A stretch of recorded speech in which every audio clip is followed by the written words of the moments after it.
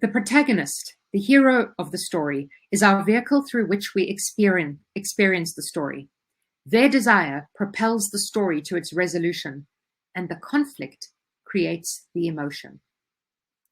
So on that note, let's go into talking about the third pillar of goal, motivation, conflict. The conflict, but why not?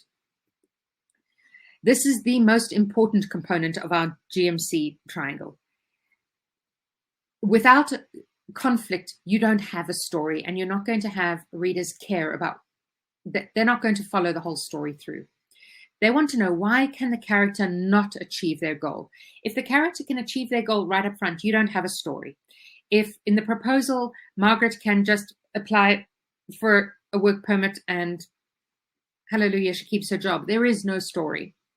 If in Casablanca, if Ilse could very easily just talk Rick into giving her those letters of safe conduct or helping her achieve them so that she and her husband can get out of Casablanca, there is no story.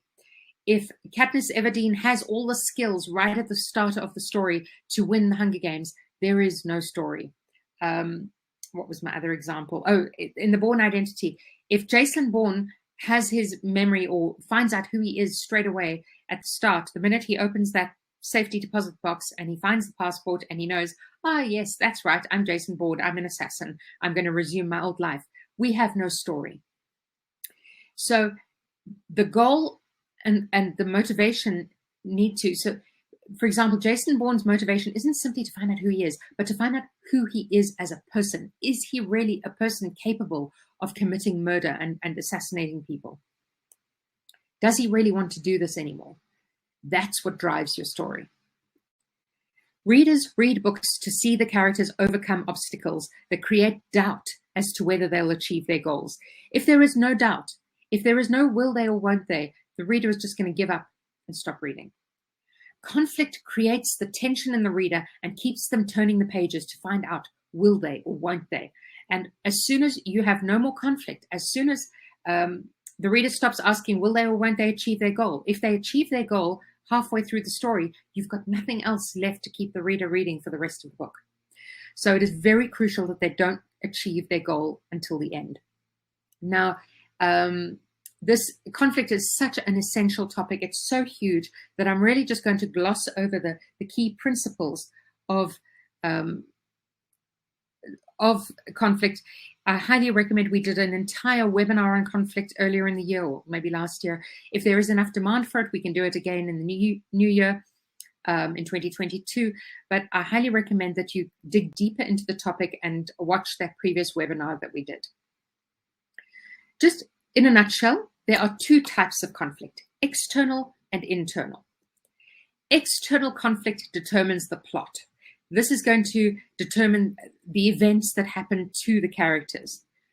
Internal conflict determines how the character grows and changes. Both of them are linked to the character's growth arc, the internal more so, but the conflict is what forces the characters to change the way they do things or the way that they view the world. So both the external and the internal conflicts are going to make the characters just pause and think about their motivations, their goals, why they want those goals, and that is going to change and create their entire character arc. Giving your characters competing goals can create conflict. So if your Andrew wants to prove himself, Margaret wants a green card, and they may seem like they've got this unholy alliance to get to what they both want to achieve, but his motivation is going to be at conflict with hers. Hers is to stay as far away from family as possible. He is all about family.